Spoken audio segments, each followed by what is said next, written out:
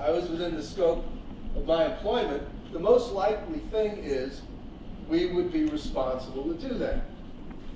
And to me, that means two things. One is that when we hire SARV, we should be careful and understand who we're hiring, okay? I mean, you know, not to go off too much on this, but in the years that I've been associated with Pacifica since we took it back, I think that the biggest mistakes we've made are hiring mistakes.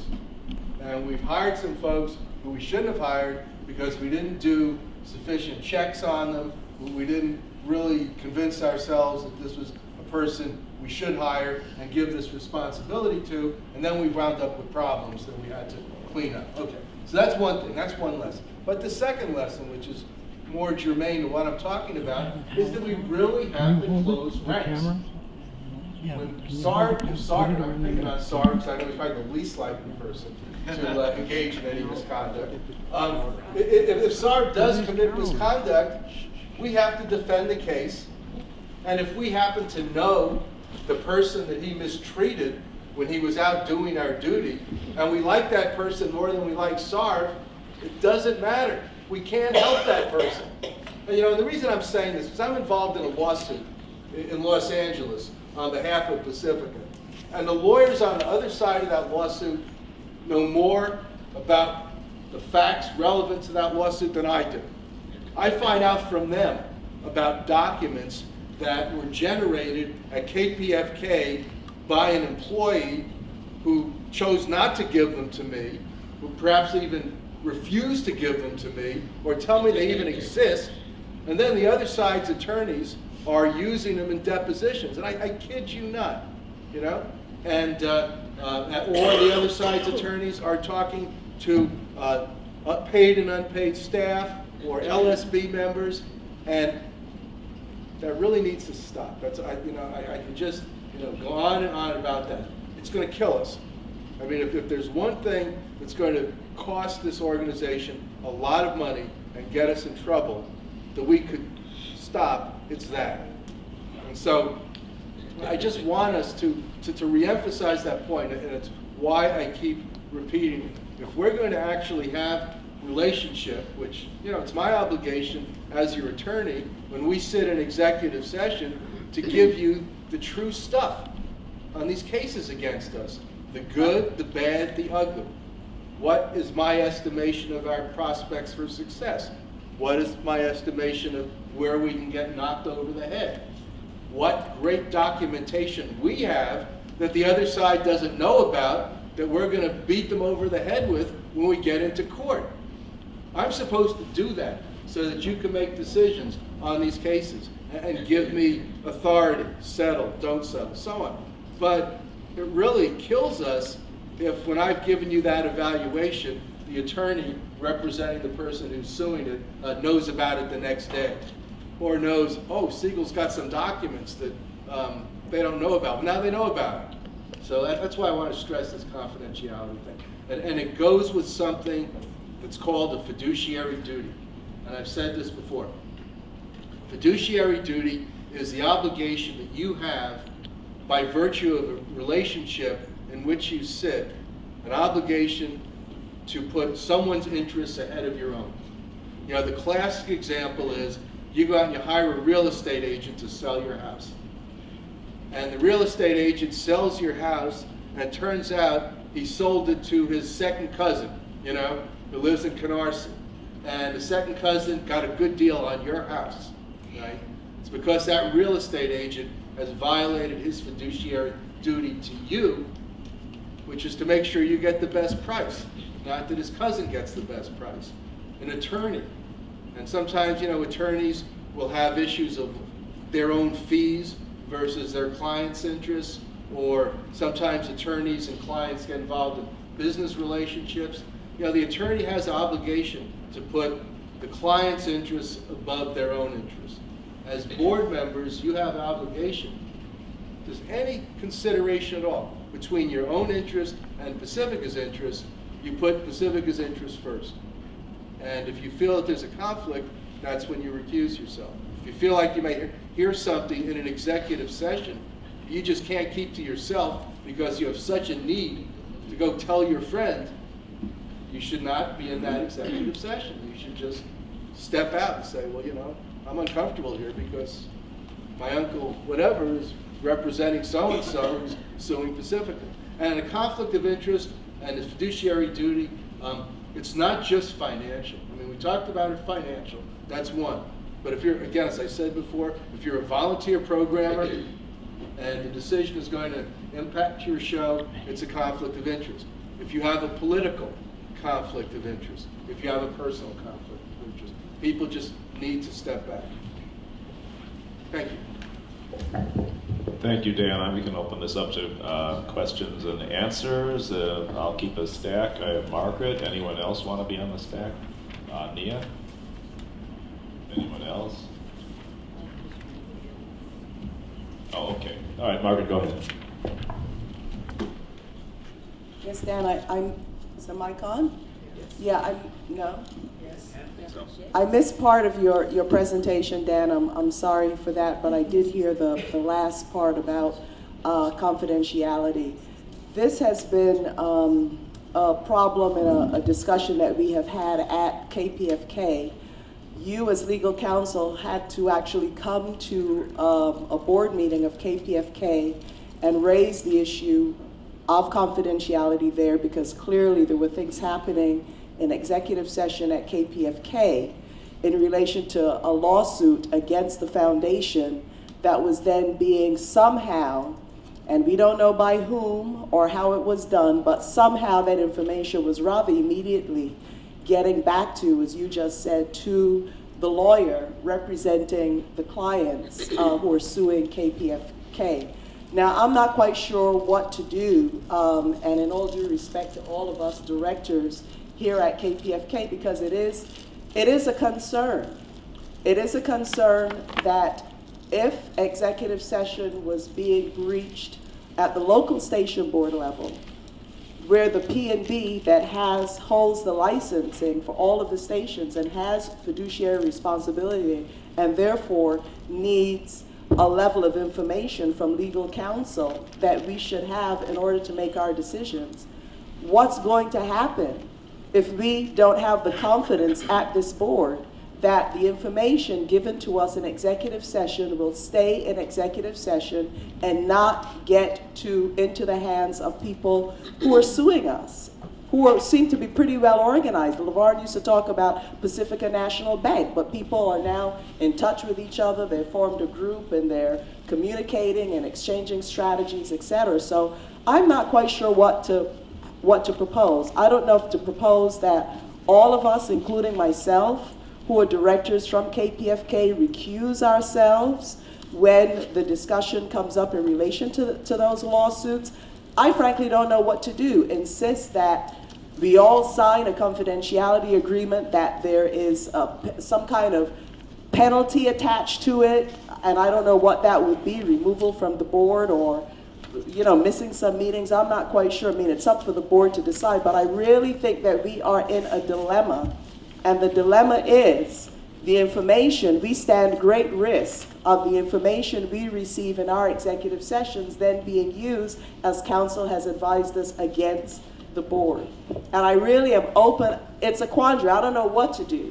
So I would really like to raise it as a question with the board, and people might have some suggestions of how to proceed it. It is deeply, deeply troubling, okay? And I think that will put our foundation at risk, and it has to be dealt with, and it has to be dealt with very, very seriously. And that is not to point the fingers at anybody on this board or anybody coming in at KPFK. I'm talking about KPFK now as a collective, and I'm including myself in that collective. So it's not to single out any particular party. Thank you. Okay. Margaret, was that a question? I don't think it is a question, because I'm not quite sure what can we do to protect the Pacifica Foundation from these kinds of breaches of executive session. Dan? It's very serious. We've got 2 lawsuits now at KPFK, and confidentiality has been breached to the disadvantage of this foundation. And it's a hard question, and I don't know the answer to the question. I mean, Margaret made a good point about reminding us that last year the board adopted a requirement of a confidentiality agreement that applies to this board. And I guess that's one thing the chair should do, since this is a new board, is make sure that everyone signs the agreement. The agreement doesn't really create new rights or obligations. It's simply a way of giving everyone the opportunity to affirm their agreement and their knowledge of their obligations. And if we find individuals, and we shouldn't be going on a witch hunt or something like that, or making accusations if we don't have evidence. The idea, for example, that we would excuse everyone from KPFK from the meeting if we were discussing KPFK lawsuits, I mean, I could see on one hand the practical value of that, but on the other hand, I could see that it would also be very detrimental to the board, because I think it's a good thing if we're talking about something at KPFK that you not just hear from me, that you hear from people, from the station who may have some information or knowledge either that I don't have or have a different point of view. I think that's appropriate. So I don't really know. I mean, I think it's largely a matter of self-policing in a sense. I mean, I can tell you, I was in this big civil rights trial in Fresno a couple months ago. You all heard about it, but the judge was very tight and had a gag order, said we can't talk to the media. And I didn't agree, didn't think it was right, and I did my best to figure out how to get information to the media, either by using an intermediary or mail drops or whatever. So I know it can always be done. If someone has malice or forethought to harm the foundation by breaching its confidentiality, they're going to be able to do it, and perhaps even dirty up the trail a little bit to point suspicion at someone else, right? I mean, it can happen. Okay. But I think it's self-policing is really what it's about. Okay, I have 5 people on the stack, and we have 20 minutes to go. I didn't bring my we could keep it a extension little wire. brief in case there are more people that want to speak, get don't have the inspired power as cord? we progress. Well, Mia? not the long one, just a Okay. short one. Dan, earlier you said that, and I quote, the CFO is responsible to the ED and to the board and to the ED to get the quote correct. Now, I know what responsible means. you I don't could want ask anybody to them think that I now don't know what it means. for a But in longer call. Pacifica's definition, what does responsible mean? Could you give me a clear example, since I have to now read these evaluations, not the job descriptions, and then make an intelligent decision on this? I need to know, what is your definition of responsible, Pacifica's definition of responsible in terms of CFO to the ED and the board? Well, I'm thinking of examples. Supposing, here's a real live thing, right? We're trying to increase our election coverage, all right? And Verna or Nathan or other people in our news department say, hey, I've got an idea for a show, and so I'm not going to approve the money for the election coverage because I have a different programmatic goal. Thanks. Okay, Mike? Maybe Lonnie has more. Oh, Lonnie, you want to weigh in? Yeah, go ahead. Responsible, though, Dan, is not used in the bylaws. That word is not used. What I'm referring to is Article 5, Section E. And there is some ambiguity, but I don't think it's an ambiguity that can't be cleared up.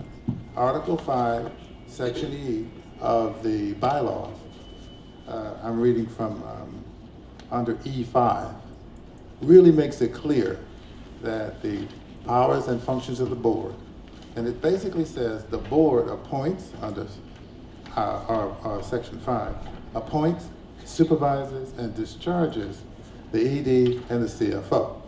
It doesn't say that it's shared with the ED. It's dual reporting, autonomously stated, and that's what I operate under. Now, in your example of the Ireland reporter, that seldom happens because it's either in the budget or it's not. And I religiously do not impose my own personal values on it. Now, if there's and that's been what no ED has said that I impose that sort of, and I don't do it because I know my job. Now, where the language for the ED includes that broad language of financing and fundraising, that language is broad and vague, but these articles specify more what that language means. So the board in its wisdom did do overarching language, but it specified exceptions. And it said, yes, that kind of power exists for the ED, but when it comes to appointing and supervising, we, the board, reserve that for us. And that's really clear to me, and that's how I operate. Well, you know, I agree, but let me just respond, because I think the appointing is clear. I think the supervising is shared. And where it says, for example, that this is section 7B, the ED shall have general supervision, direction, and control of the business and officers of the foundation, and the primary responsibility for implementing the directives, decisions, and policies of the foundation and the board pertaining to administration, personnel, programming, financing, and public relations. So if the board says, you know, Mr. or Mrs. or Ms. Executive Director, we want you to ensure that over the next year there is a gala, like the great one that just had at WBAI, at each of the other stations. So then the ED might go to the CFO and say, well, the board has made a decision and you and I need to work on this. And CFO will say, sure. I mean, that's, you know, my point as practical matter is that it shouldn't be a problem. It's only a problem if people lack the confidence, openness, and honesty to deal with each other as human beings. I mean, I think that's where it comes about. But, you know, the rules require that both the CFO and the ED respond to the board, but that overall, on a day-to-day basis, the ED is the responsible person. And it even says, you know, when you look at Section 9, CFO, it says the CFO shall do this and that, including shall render to the executive director and the board an account of all of his or her transactions as CFO and the financial condition of the foundation whenever requested. So the ED can say to the CFO, look, how much do we have in each of the bank accounts? What's the money look like? You know, we've been told to improve election programming or do a show on prison reform. Where can we find the money? And the CFO should help do that. And again, what I said earlier, I haven't seen a practical problem. I think there's only been a problem when certain people have made it a problem. Okay, Lonnie, you want to follow up? And I don't mean to be argumentative. I agree with you 100%. It hasn't really been a problem. That amazes me because I spent the last 3 years finding $1 million a year to fund whatever the board wants to get done. I've taken that part of the job seriously. The only addition that I would add to it, on the ground, practically speaking, what the board in fact does is it says indeed to the executive director, we want to find $500,000 for X, Y, and Z, but it also says that motion will not be final until we have a fiscal impact statement and the CFO has identified that the funds are there and practical. So what it does is the dual process.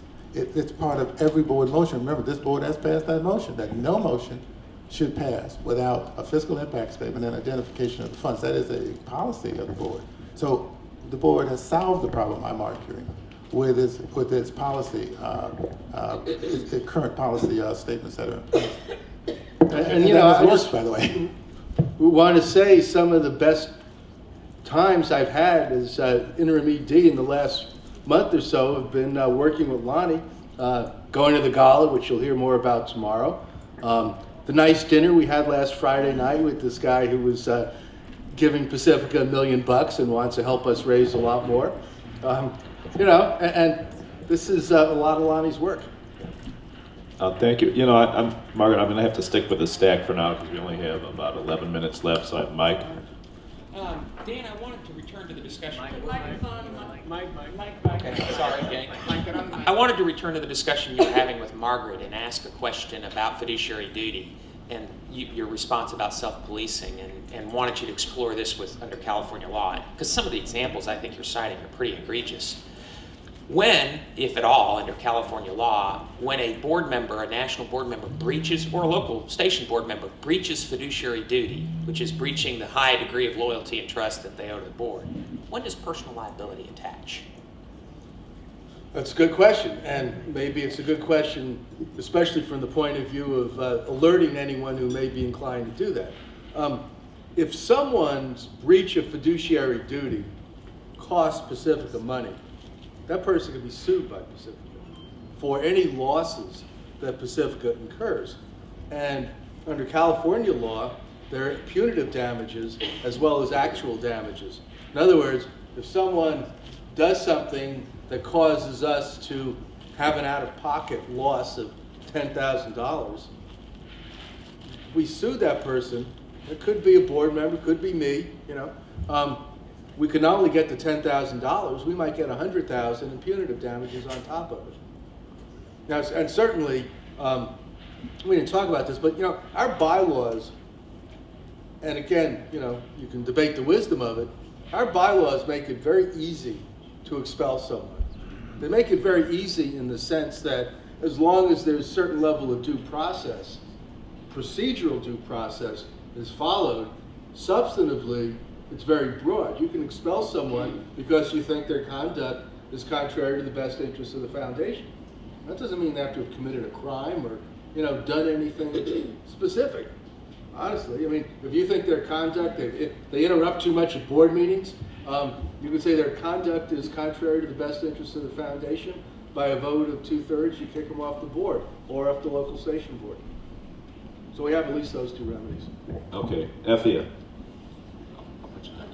Along that same line, in fact, I've been wondering why are we having this discussion with regard to fiduciary duty. How could it even be an issue at this point? Folks sign confidentiality agreements.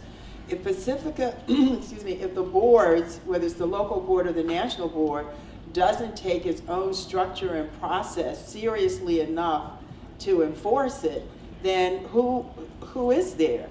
And that in and of itself is a breach of fiduciary responsibility and leaves all of us open since everybody's so afraid of lawsuits, to being sued for the failure to misfeasance and malfeasance in office. With regard to, I'm thinking about the instance recently, I guess it was Hewlett-Packard, where they had some similar kind of thing that was going on, and I know, we, in our touchy-feely leftist progressive modes, don't like to think about ourselves as corporate, but that's exactly what we're talking about. And so investigation, you want to call it witch hunt, investigation is appropriate. And when it's determined that someone has in fact violated their confidentiality agreement, that someone has violated the interest of the corporation, then they are subject to the same penalties that any and everybody else is subject to, including being sued and held liable for the damage that is done to the corporation. So if we don't want to do it for our personal, because we don't want to think ill of each other, we have to do it as in the interest of the corporation, the organization that we have stood up and stepped up and said that we are going to protect and promote. Failure to do that collectively leaves us all individually liable. Okay, you wanted to pose a question or that was a comment? Effia? Okay. Well, I have two more on the stack in just a few minutes, and we can wrap this up and go to lunch. I have Evelyn and Lisa, so Evelyn. You can let me go. I don't Okay, need to you'll repeat pass. anything anybody else has said. Okay, Lisa. I'm just going to be brief, and this has come up before, but I think one of the issues is, we have Robert's rules, and we have the bylaws, and they're, rather cumbersome, but I think we need to have processes more defined in terms of for directors not just directors, but board members, especially pertaining to the board, because I believe personnel might have something like this that I don't think that the board has. And I think those things are really important, that we have something defined, really defined and structured, that here are your responsibilities as a board, that goes beyond Robert's rules and the bylaws, because there are many areas that they do not address. For example, just very simple areas about reporting. Like there might be sometimes as a board member, you might hear something or somebody might say something that's of concern to you. Well, how would you go about handling that? How would you go about presenting that to the to the organization, or how would you go about questioning something? If there was something that you really did disagree with, well, there should be a way that you could kind of formalize it, putting in writing and say, the board did da-da-da-da-da, I object. And I think that without that, I think that's one of the ways. It probably won't absolutely make 100% guarantee that there will not be lapses in confidentiality, but I think it gives more structure to work with, and that's one of the issues, and we'll be getting into a little bit more tomorrow during some of the reporting, that I think becomes a problem, that there's just not enough structure, especially pertaining to board members and what our responsibilities are and how we should proceed accordingly with things. So I think we need to really take that more seriously and look into developing something like that, and I'm not volunteering to do that, so. If I could just comment briefly. See, I think you're completely right, Lisa, completely. And that's why, and I know this is one of SARB's issues, to do a code of conduct, and then when a committee starts working on it, people should brainstorm about what the issues are, because, some of it may also, it's not going to call you an MF in public, but it's also things like what you're talking about, how we deal with those issues. And I think what you said is also responsive to, how about saying Afia? Is that how I say your name? Afia's point.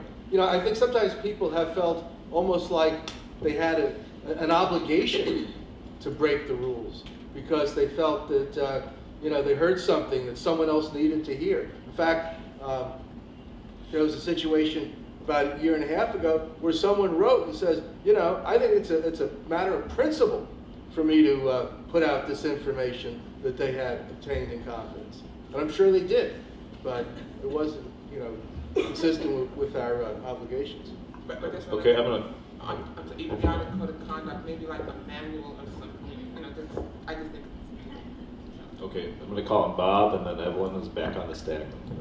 Go ahead, Bob. I just want to follow up on one aspect of what Lisa raised, which is a situation that's become all too common on the WBAI local station board, which is board members will be told something by somebody, staff member, listener, whatever, that is an allegation of wrongdoing on the part of a staff member.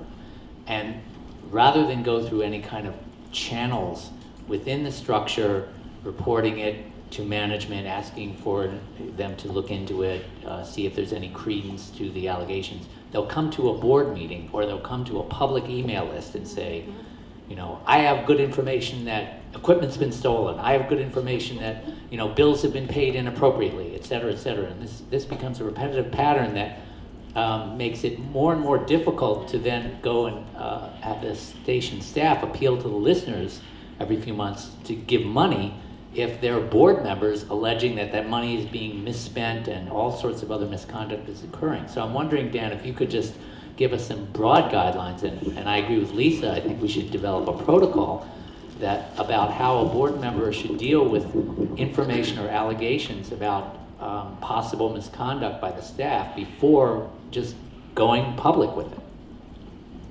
Well, first of all, your point is a good one, and we know that that's occurred, particularly with respect to the program director at WBAI, who has been unmercifully slandered on public websites and so on with allegations of misconduct which have not been proven. Our staff has a right to confidentiality with respect to personnel matters. And I'm not a 50-state expert in this area of law, but in California, people do get sued fairly regularly for exposing personnel information about employees that is private, whether it has to do with alleged misconduct or medical issues or so on. And It's another punitive damages situation. So I think it should be clear that that's, it's not only bad manners, but it's improper. It really jeopardizes people's rights and reputations in a forum where they can't respond except to write the email, no, I didn't rob that bank, Secondly, thirdly, it exposes us to liability. Okay, we have 1 minute to go. I'd like to call on Evelyn and Yosh and then have Dan respond, if that'd be all right. Sure. I'm going to be very brief. One of the things that we constantly talk about is code of conduct, which we have sent to governance, and it has yet to come out of there. And we do this on a regular basis. We know what it is we need to do. We have things in place that are already in place, that we just don't follow procedure. And what I would like to see this year is that for some of the things that we have sent to governance, to come out of governance so that this body can deal with it, and that we stop directing things to governance because we know that it will be delayed when it gets there, because we haven't seen anything come out of there in the time that I've been on the P&B. And I would really hope that this body will insist that especially the code of conduct be dealt with and come out so that we can approve it and get on with the business of the foundation, because that is a very critical piece of what we're trying to address, because we have no substance to be able to deal with those issues without the code of conduct coming out so that we can be held accountable. Okay. Point of information, Margaret. Yeah, what's your point? The point of information is that this P&B indeed passed a motion that included language on the code of conduct, and a timeline was put on it to be reported back to this board. Okay, thank you. So I'm going to call on Yosh and Grace, and then we'll wrap it up. Yeah, I think at least some of this discussion points up to the need for Pacifica to have a strong human relations director, and that director be available to all 5 signal areas. Okay, Grace. Several things. First, these are serious allegations of breach of confidentiality. The accusation should be stated specifically in executive session, because as far as I'm concerned, right now there are simply accusations until proven to be true. The next thing is, I am the convener of the Code of Conduct Working Group of the Governance Committee. We met together many times. However, in the last 3 or 4 months at least, I have sent out at least 8 or 9 emails to the working group and have had little or no response, and therefore we have not met. And even worse than that is the fact that the Governance Committee has not reached quorum more than once or twice in the last 7 or 8 months. So this is something of lack of participation by the PNB and by other members of these committees, and has really stopped the work on a committee level of this body.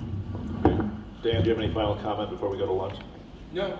Okay. Thank you for your attention. Thank you very much. We have 1 hour for lunch, so we'll be back here at 2 p.m. And we'll be in executive session at 2 p.m. Where is lunch? Is it in there? We have 3 more minutes? 10 more minutes. Ooh, what can we do? Executive session until what time? Okay. Yeah, why don't we have some listener comments? Executive session is scheduled to run from 2 till 5:30. Are there any listeners who would like to speak? Address the board. We'll give you 90 seconds each. The mic's over there to your left. Point of order. Bob? At all past meetings I've been to, it's been 2 minutes. 2 minutes? Yeah. So 2 minutes for public comment. Fine.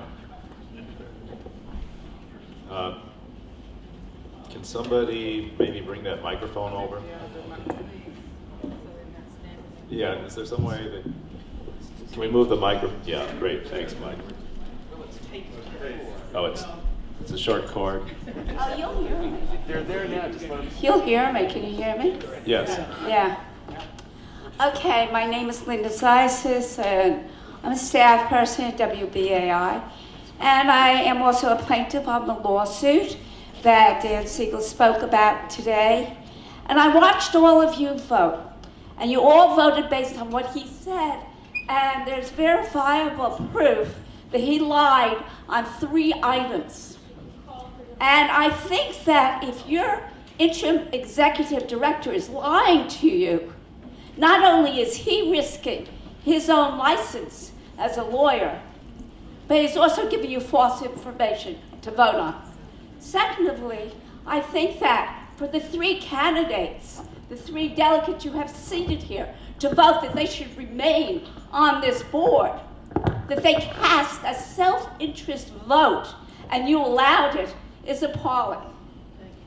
I think that my experience with WBAI has taught me a great deal, overwhelming amount.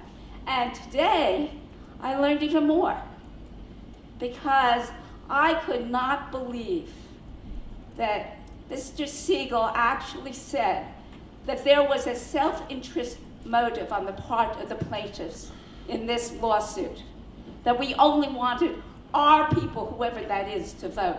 Is absolutely a lie, a bizarre way to think that I would spend my money, time and energy. And second of all, that he said that the judge would sanction the continuation of these 3 delegates who do nothing but benefit from the extension of the lawsuit, because the way you have it situated, they will be sitting here, they could be here another 10 years if they could drag out the lawsuit according to what you have voted on. And I really strongly recommend that you readdress this issue of their right to sit here today, because this is such a travesty of justice. And furthermore... Okay, that's time. Okay. Yeah, thank you. Thank you. I'd just like to state that in my view, public comment is a free speech time, and that members of the public are free to come at us with anything they want. But I do really urge members of this community to learn to respect each other and to address issues and not personalities. I think that's what really... That was not a personality, that was an issue. But he committed the lies and he's representing all of you. It's not his personality. I don't have the vaguest idea what his personality is like. But to lie publicly is another issue. Okay, thank you. All right, you, sir.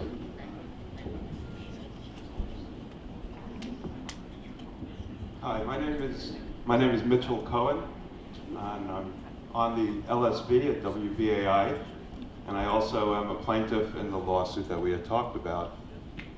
I was very interested in the discussion of confidentiality here because we focused a lot, and rightly so, on the need to suppress information from getting out into the public if it was done in executive session and so forth, and to figure out what sanctions to take on people who might violate that.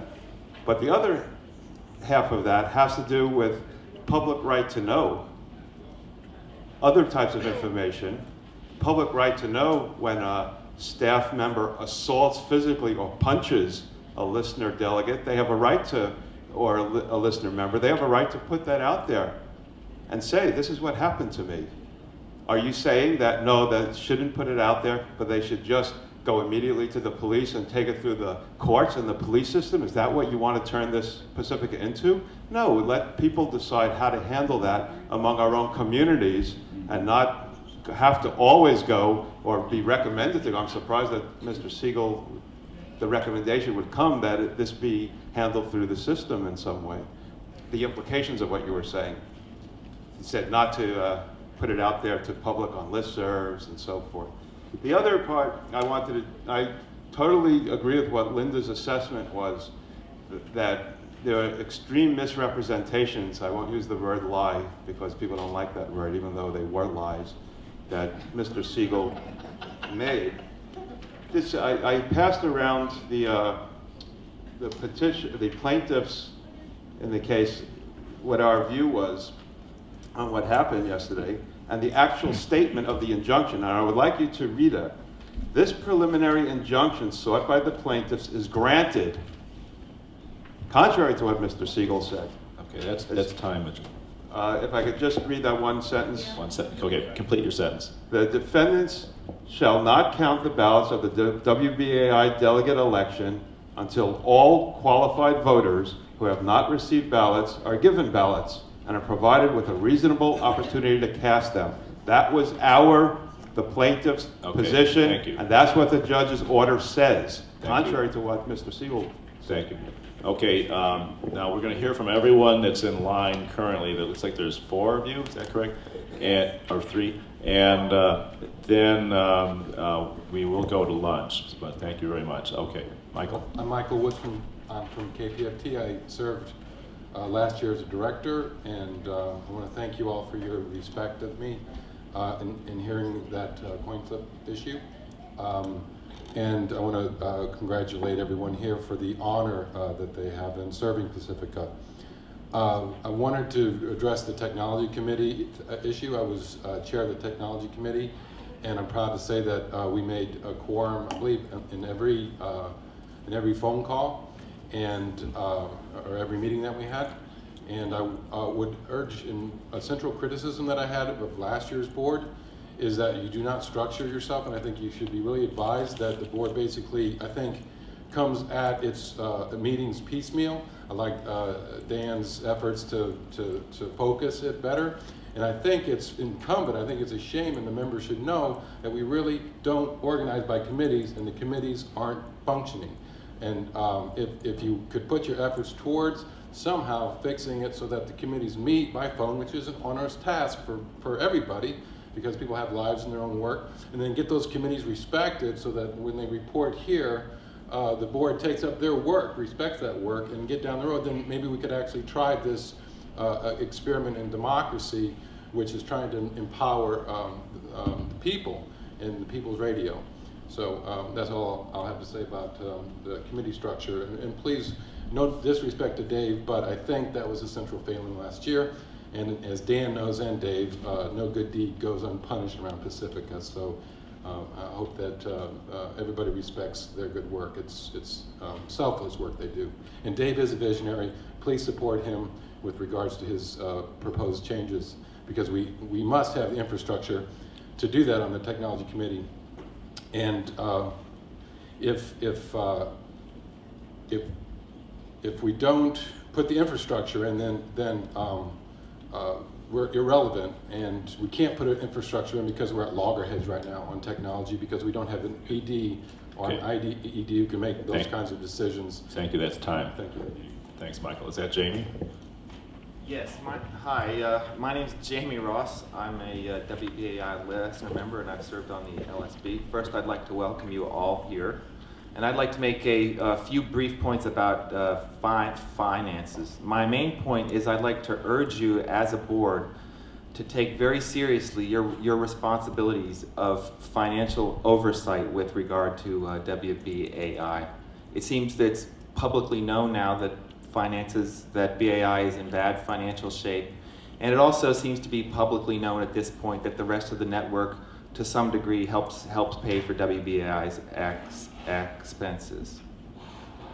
One thing I'd like to draw your attention to is at your last PNB meeting on September 30, 2007, the PNB passed a motion, which I thought was a good motion regarding oversight of WBAI's finances, where you asked for reports of financial information to be sent weekly from BAI management to the board. And as far as I know, I don't believe that's been followed up on, so I would urge you to please make sure that is followed up on. One particular kind of report that I hope you do get is something that's called the MEMSIS report. This is something that's developed for every fund drive, and it shows the actual amount that was pledged. Why this is important to you to understand BAI's finances and to see that we're meeting budget is the thing that happens at BAI. Oh, by the way, I should say that I've served on BAI's local finance committee for several years now. The thing that happens at BAI with regard to fund drives is at the end of the drive, they announce a pledge total. And I think for the fall drive that just happened, it was announced at 817,000. And then usually what's Okay. happened in the past is 2 weeks later. That's time. Okay, can I Complete just, your thought. can I Yeah, finish go my ahead. thought? What happens 2 weeks later is we get a Memphis report, which is the official report of the drive. And that shows that the pledge total is substantially less than what was initially announced. So my point is, you guys cannot track whether BAI is meeting its goals or by how far it's missing its goals unless you get these reports. So Okay, just thank to you. end my statement, I Thank really you. urge you to do your financial oversight, and thanks. Thank you.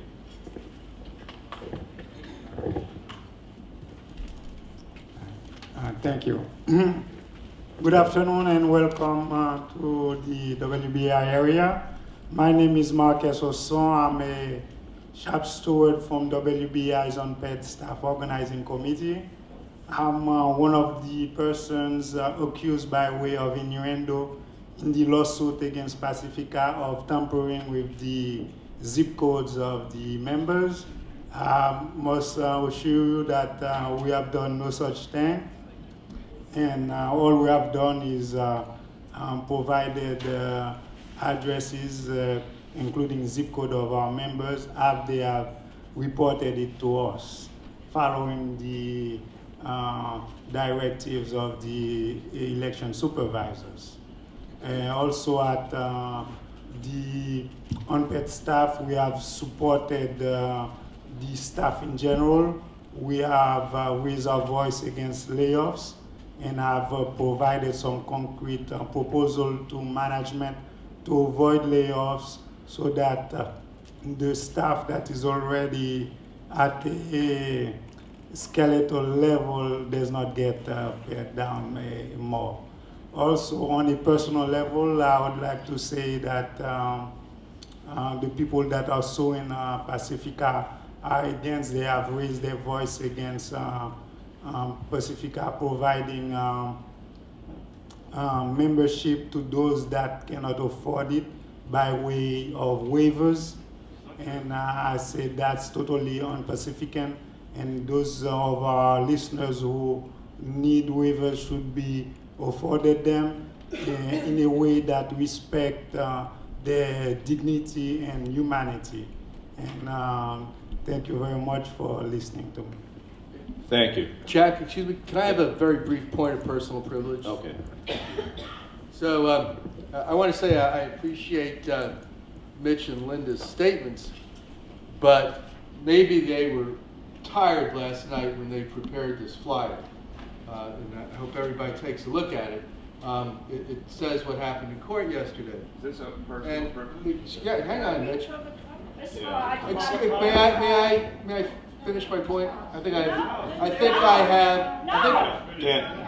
Dan, just finish your point. I think, Okay. yeah, it is time for public comment. No, and typically we don't respond, you know. I know, but I've been accused of lying. Not responding, just like he shut Alan up for talking. Yeah. I'm saying he is not Yeah. responding to public comment at this time. Dan, I really ask you to, I mean, I don't know what the policy is on the PMB, but I mean, generally we don't respond. I mean, they can come at us and sort of have to take it. I'm sorry. And Serene. Hi. Hey, how do you know my name? Hi, and welcome to everyone. Welcome to New York. I don't know if anyone's bothered to say that. Well, welcome to the extension of New York, which is to say New Jersey. And I see some of you have not had the good sense to stay away. You've come back for more. And I thank many of you for doing that. There's a lot of work to be done, and experience helps. Truth helps too, but I've found that that's not in high value in some circles at Pacifica. With regard to the lawsuit, I was in court on November 29th, and the attorney for the plaintiffs stated, and I quote, "We do not wish to, quote, allow people not before the court to obtain relief they have not sought." So this mythology that they want everyone who's eligible to vote to be able, they don't say that in their papers. They don't say that in their lawsuit. They don't say that on their posts all over the place, and their attorney doesn't say that before the judge. Further, yesterday, I heard their attorney, who may have been confused, and perhaps the persons who informed him were also confused, claimed that the reason we have staggered terms is so that the board can function with 12 people when it has to. I thought we had staggered terms because, and we had this whole 2-year bylaw process where we agreed we didn't want a complete board overturn because there was some fear of being taken over again, and that's why the terms were staggered. So I don't know which confused member shared that with their attorney. I'm not saying he's confused, I'm just saying he's incorrect. What happened yesterday is that, was that yesterday? Yes. God, time warp. What happened yesterday is that the attorney says the temporary restraining order that prevents the election from moving forward is lifted, and their attempts to block directors from being seated was denied. Now, I'm not an attorney, I don't play one on TV, but I know that when he spoke from the bench, there was utter confusion on the face of virtually everyone in that courtroom except for the attorneys. So perhaps they should have gotten some help in drafting their flyer. Okay, I understood. That's time. That can't be time, really? Yeah, it is. Okay, Sorry. more to come. Thanks. Hear from you later. Okay, thank you very much, members of the public. It is, lunch is served, so we'll be back in 1 hour, which will be 2:20 p.m. Point of information, she meant welcome to New Jersey. And why do they call it the New York Giants? Just have to rectify that, you know.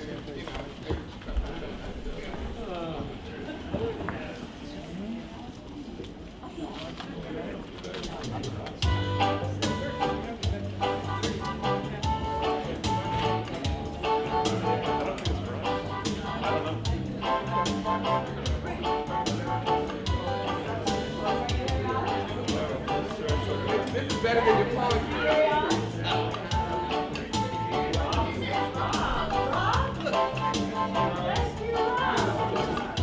Almost every yard you go, there is someone already. Good going. Watch your people chat out in this and the that and the devil knows what. Now they are so inquisitive, they know how every